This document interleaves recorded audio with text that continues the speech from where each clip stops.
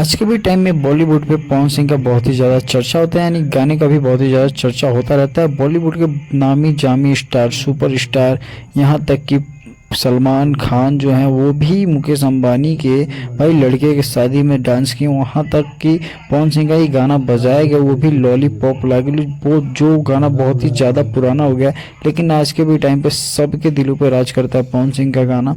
उस गाने को चला करके सभी के सभी लोग डांस किए और काफ़ी ज़्यादा पार्टी का एंजॉय किए सभी के सभी लोग। वहाँ पे पवन सिंह का गाना इतना ज़्यादा हिट किया है और इतने ज़्यादा लोग यूज कर रहे हैं, जहाँ तक कि बॉलीवुड में नामिन लामिन, यहाँ तो मुकेश अंबानी के घर पे भी यही गाना बजता है। लॉलीपॉप लगे लोग गाने पे बहुत ही ज़्यादा एंजॉय किए हैं लोग। और सलमान खान का कहना है कि बहुत ही अच्छा गाना है और एंजॉय करने के लिए बहुत ही मस्त गाना है।